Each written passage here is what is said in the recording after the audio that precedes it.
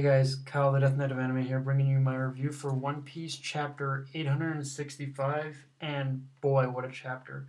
To start off, I wanna talk about those first couple pages with Caesar being all sneaky and shit.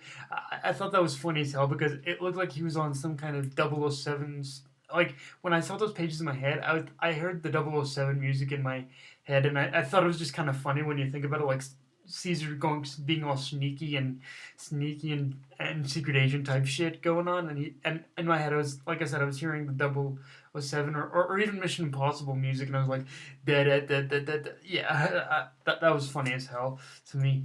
Um, and also after that, we cut back to the whole wedding where we still see that the men smokes are held at gunpoint, and I think I failed to mention this in my last chapter, but I will now. The whole thing about Judge complaining, like, honestly, it is kind of it is a little crusty to me, because here he is, Judge Vin Smoke, the leader of the Germa 66, who are considered to be one of the most uh, powerful groups of mercenaries and soldiers, assassins, whatever you want to call them, out there, and he's crying like a little bitch. Like, really, Judge, you really expect us to take you seriously when you're there begging and pleading for basically your life. Like, honestly, I would have expected a lot. I expected a lot more from you, Judge, and right now you've done nothing but disappoint me. To be honest with you, like you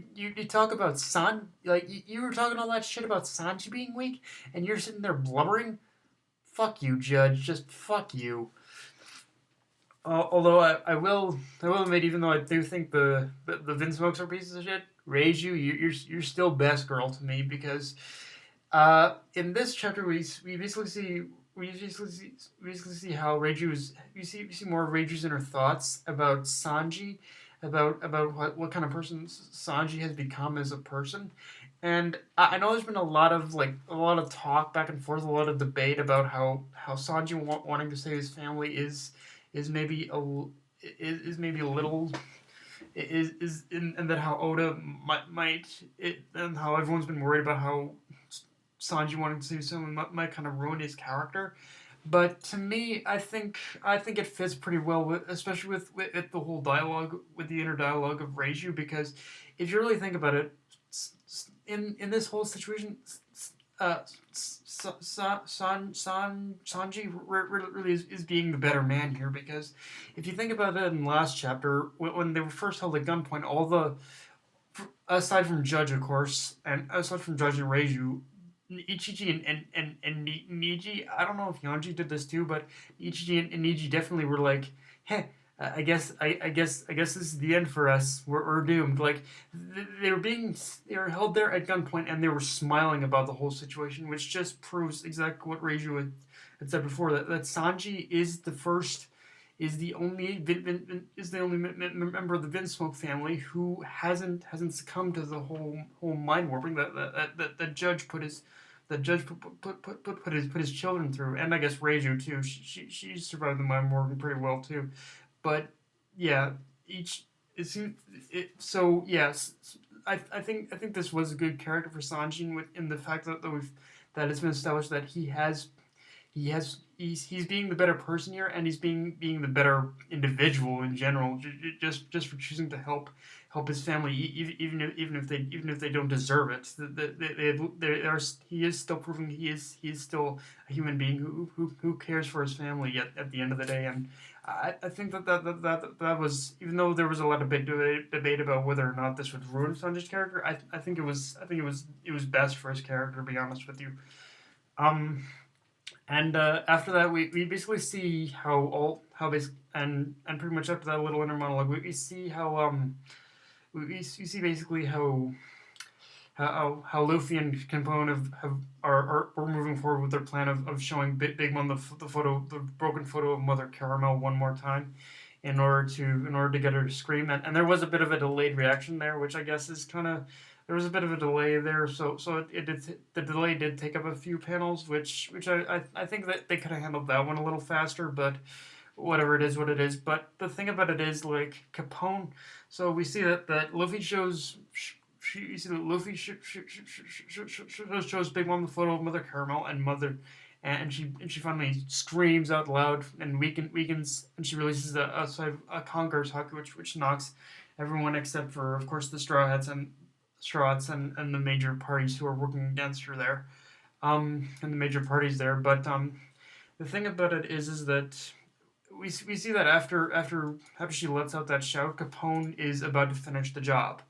But to me, I don't know. I have my serious doubts because if you know One Piece, you guys have read One Piece like me, you know something always has to go wrong. Like there's always Oda always has that one element that basically says, nope, this, nope, shit is shit. Nope, this isn't gonna go the way you guys planned it. Something is gonna get fucked up, I'm sure. So, but it all depends on what it is, honestly. And right now, I really want to talk about that last page because, to be honest, that last page was fucking amazing.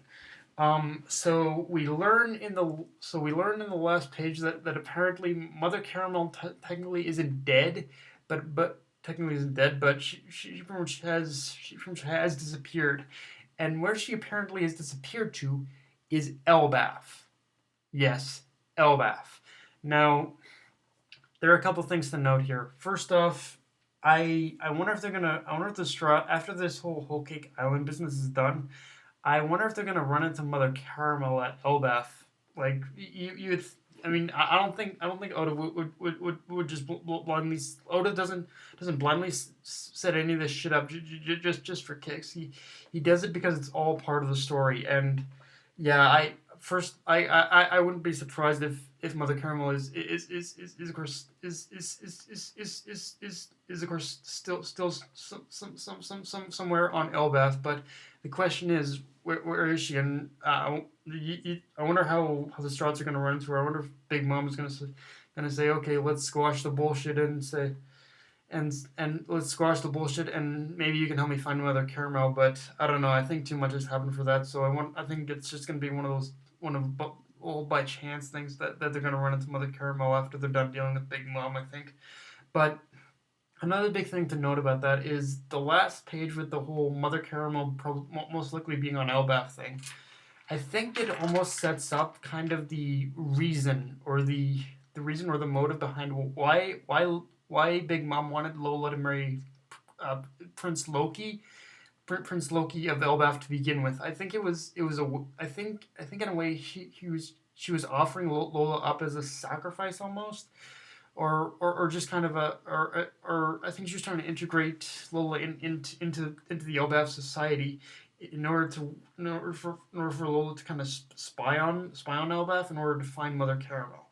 I'm like right now that's pretty much my whole biggest theory about why Big Mom would want Lola to why Big Mom would want Lola to like, marry the Prince of Elbaf to begin with. Like that's like yeah, that's right at the like I don't. What do you guys think about that? Because that's really the biggest theory I have right now, and I wouldn't be surprised if that was the reason as to why as I wouldn't be surprised if that was the reason to begin with, and if like I said, I think all these things of Elbaf and Mother Caramel are going to come together amazingly, honestly.